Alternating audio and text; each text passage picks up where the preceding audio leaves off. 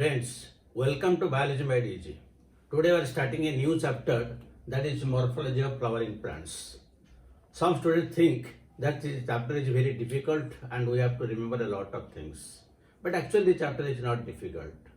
Of course, you have to remember a lot of examples, but the chapter is very simple.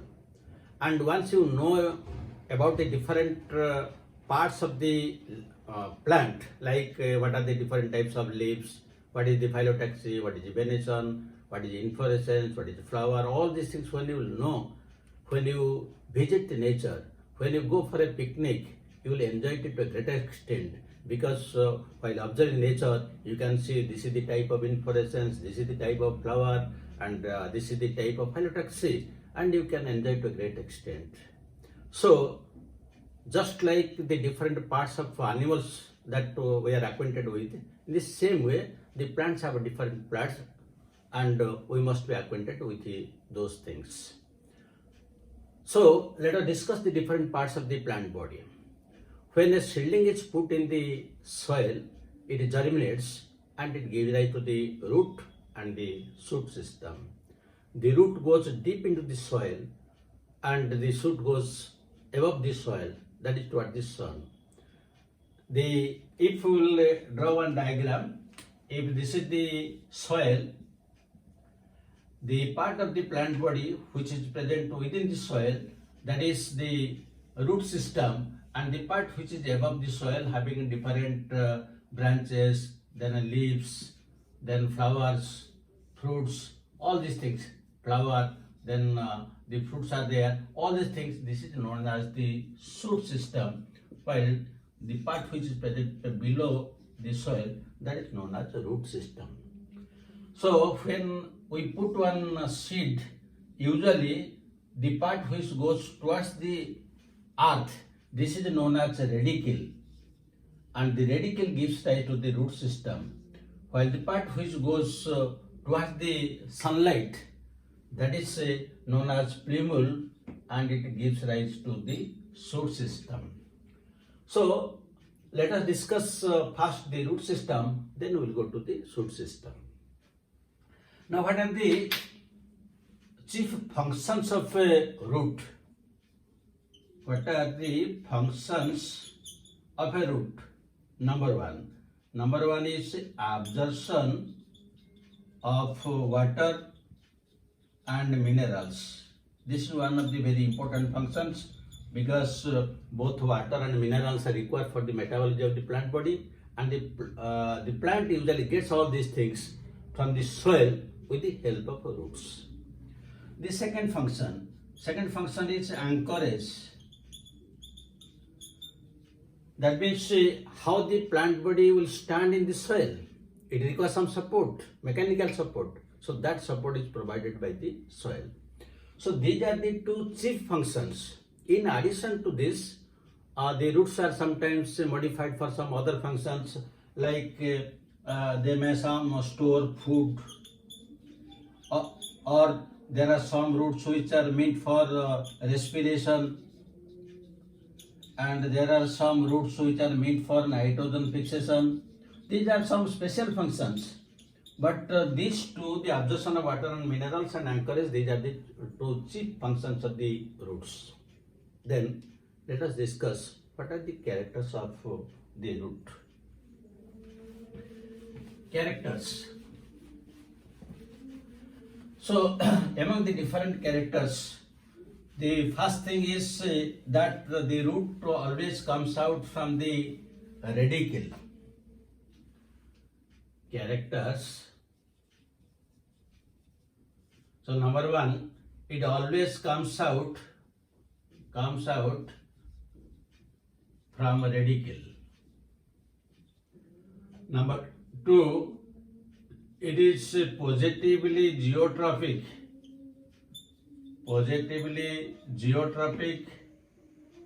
negative, also positively hydrotropic, but negatively phototropic, because it is moving away from the sun. So since it is moving towards the earth, it is positively geotropic, moving towards water, so that is positively hydrotrophic, but going against the sun, so it is negatively phototrophic. Then the roots are usually colorless because they don't have chloroplast, they have simply leucoplast. Then they have no nodes and internodes, no nodes and internodes. So these are some of the characters of the root. Then the next thing that we'll discuss is what are the regions of the root, different regions. If we draw the diagram of a terminal part of a root, we'll find different regions.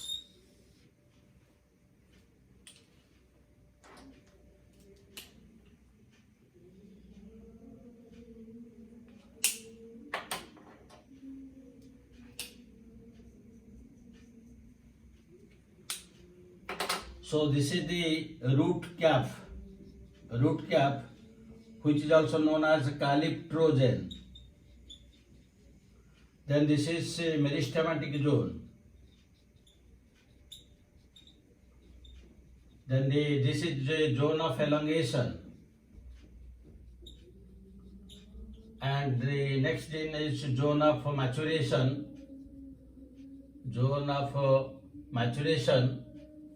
Where several unicellular hairs come out, which are known as root hairs. These are the root hairs. So these are the different parts of the root. Now let us discuss for the root cap. The root cap is the terminal part of the root, and it gives protection to the meristematic tissues. And its main function is protection. And while the root penetrates in the soil, there is every possibility that it will come across different hard substances, stones. That is why the root cap contains large amount of Golgi bodies, and it helps in lubrication. That is why easily it can penetrate. And this root cap is always a single cell. It is always a single cell, but in case of pandanus, it is multiple. Multiple cells are present in case of pandanus, or which is also known as screw pine. That means in that case, the root cap has several cells like this. And if this root cap is destroyed, it can be renewed. That means it can be again formed. In some cases, like hydrophytes, lemna, wolffia, pistia, this root cap is not present because they are hydrophytes. The plants, the roots do not penetrate in the soil. So in that case, the root cap is substituted by root pockets. And if these root pockets are destroyed, they cannot be renewed. So these are the different aspects of the root cap, which is known as calyptrogen. Just above this root cap region, there is the meristematic zone.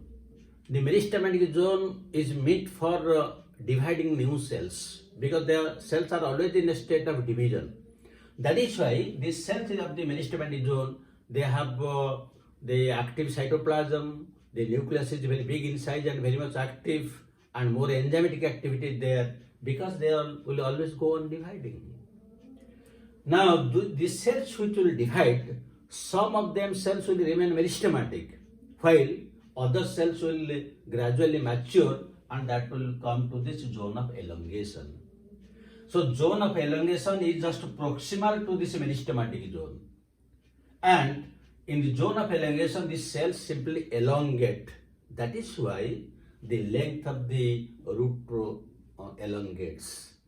That is due to the zone of elongation. The main function is elongation of the cells, so that the growth of the root takes place. Then again, proximal to this zone of elongation, there is another zone known as zone of maturation, where the cells are completely mature, they are differentiated, and in this region, there are large number of unicellular hairs are present, which are known as root hairs. and the chief function of these root hairs is absorption of water and minerals from the soil. So these are the different parts of the root, and this root cap is also, it is either known as cup-like structure or it is known as thimble-like structure, cup-like or thimble-like structure. So these are the different parts of the root. Then let us discuss the different the root system and the different types of the roots. The roots can be classified into three different types, though some people classify them into two types. We will discuss three types.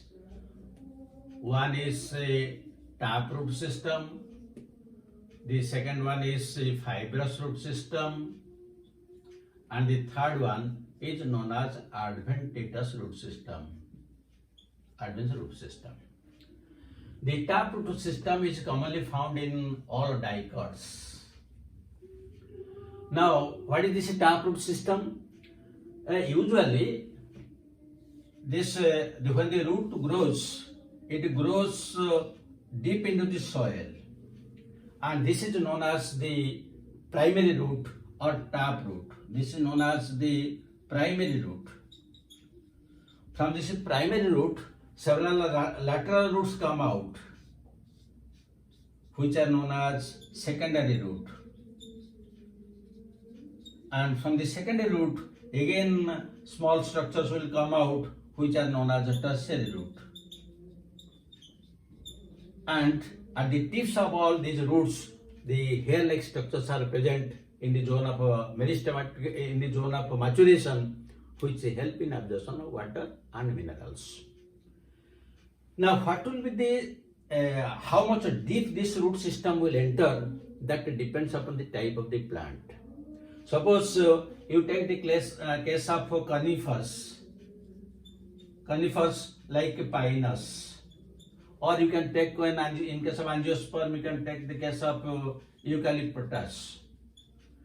These plants are very big in size and survive for several years.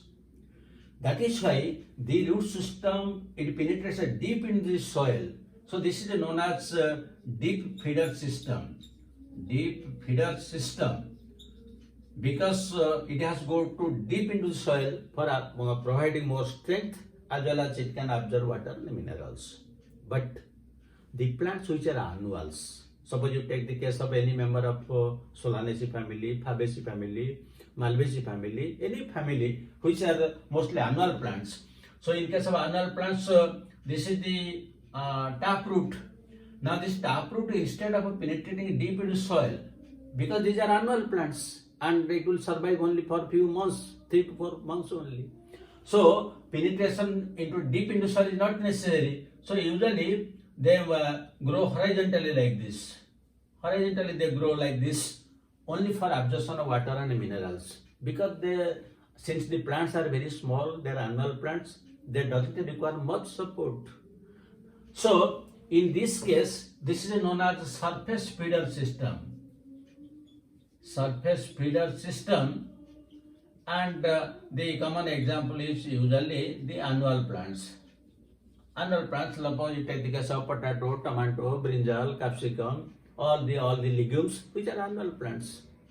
So these are surface feeder, and these commonly found in case of annuals, and these are deep feeder system which are usually found in plants like the gymnosperm, that is conifers, or in case of eucalyptus.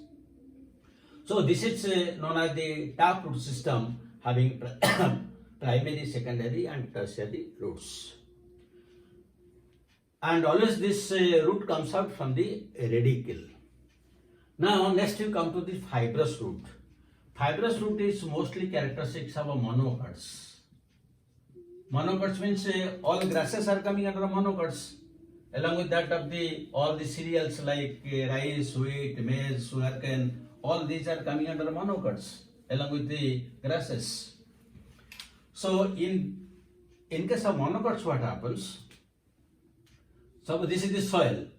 Now the radicle will give rise to the taproot system.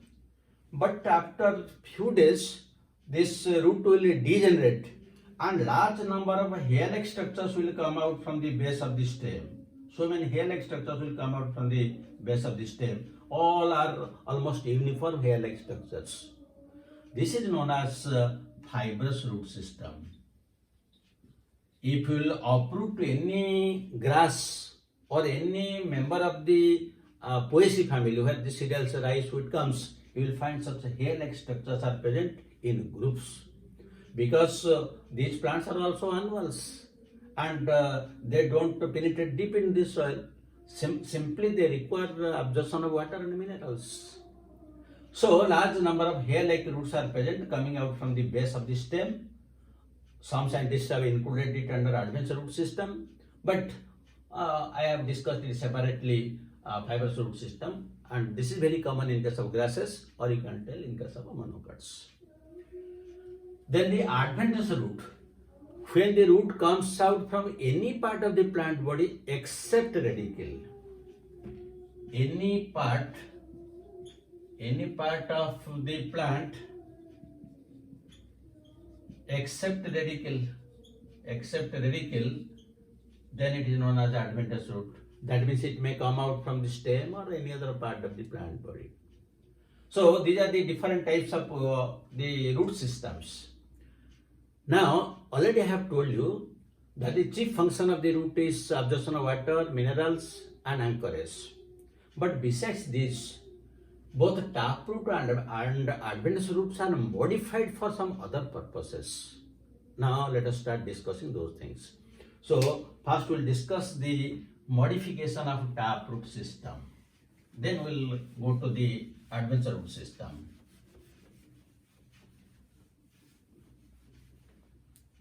Modification of taproot system. Modification of taproot. Usually, the taproots are modified for storage of food material, and in addition to that, there are some other things like for nematophores for respiration, then nodulated roots for nitrogen fixation. But the first that we will discuss is for storage of food materials. For storage of food materials, food. Now, how easily you can remember these things? Now, under this category, 4 examples are coming. One is fusiform, where the example is radish. The second is conical form, where the example is carrot. The third is napiform, where the example is turnip and peat. And the fourth example is tuberous, where the example is mirabilis. So you have seen all these plants. You have seen radish, carrot, turnip, peat, all these things you have seen. Whether mirabilis root you may or may not have seen, but all others you have seen. So from this very easily, once you remember fusiform is radish, characters are automatically known to you, because all you have seen radish. In radish, what happens? In radish, there is in the middle part is swollen and gradually it tapers to both sides, both towards the upper side and lower side. Only middle portion is swollen. Then here you will get the leaves. That means the middle portion is swollen and gradually tapering to both sides. That is fusiform. So once you know that it is radish, automatically character will come to your mind. Now if you come to the conical, from this word conical already it is clear what is the shape. And again also you have seen carrot. So in this case it is cone-like. It is cone-like. So this is carrot and these are the leaves. It is conical. So now automatically the character is clear. If you come to the napiform, you have seen turnip, you have seen beet. In this case, what is the structure of beet? In case of beet, the basal portion is quite swollen and suddenly a root tapers like this. And here you will get the leaves. It is swollen at the base and suddenly tapers. All of you have seen it. So once you remember the example, automatically the character comes to your mind and very easily you can remember these things. Now come to the mirabilis. Mirabilis is a flowering plant and the root you might not have seen. But in all these cases, there is a particular rule. Here the middle part is swollen, gradually tapering to both sides. It is swollen at the base and gradually it is cone-like, gradually tapers. But in case of napiform, it is swollen at the base and suddenly tapers. In case of tuberous, there is no definite shape. So you see how easily you can remember. There is no definite shape. You can draw anything like this. This is the mirabilis because there is no definite shape. So in this way you can remember very easily. It is not difficult at all. So these are the 4 types where the roots are modified for the purpose of storage of food material. Now you come to the second type. The second type is roots are pneumatophores. Pneumatophores, and these are specially made for respiration. This is commonly found in case of the halophytes. Halophytes which grow in coastal areas, or you can take the examples of mangroves, and particularly if we'll give some examples, it may be rhizophora, Abyssinia, Soneratia. These are some of the examples of mangroves where you will find a pneumatophores. Usually these plants grow in the saline water in the coastal areas, so they don't get sufficient amount of oxygen for the respiration. That is why some of the roots come above the soil. They come above the soil. That means these are negatively geotrophic and positively phototropic, just opposite to the character of the root. Because the soil is saline, they don't get sufficient amount of oxygen. That is, some of the roots are negatively geotrophic, positively phototropic. And at the tips of this pneumatophores, these are the pneumatophores. At the tip there are some hole-like structures, and these hole-like structures are known as pneumatodes. These are known as nematodes. And this main function of these nematodes is gaseous exchange, that is respiration. That is why it is several times it has been asked as a question, these nematodes are equivalent to which part? Stomata, hydatoid or lenticel? So the answer is lenticel, because the lenticels are made for gaseous exchange. So this the nematodes present at the tips of these nematophores are equivalent to that of the lenticels, because lenticels are made for gaseous exchange, found in older stems, and these are also made for gaseous exchange. So here the roots are modified. Now the third type of root, we can take nodulated root. That is mostly found in case of the leguminous plants. So in case of leguminous plants, when the leguminous plants undergo symbiotic relationship with that of the symbiotic bacteria rhizobium, usually, suppose these are the roots of the leguminous plant, and here you will find some nodules. So this type is known as nodulated or tuberculate roots. So usually the example is legumes, and these are nodules. So their main function is nitrogen fixation. So these are the different types of modifications found in case of the taproot system. But the different types of adventitious roots that we'll discuss in the next video. Now let us discuss at least one question. So one question. Napiform root is found in A choice turnip, B choice carrot, C choice mirabilis, and D choice radish. Then second question also you can take. The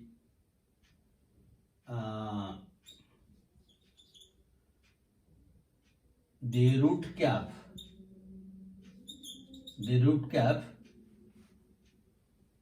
is A choice terminal in position, B choice subterminal in position,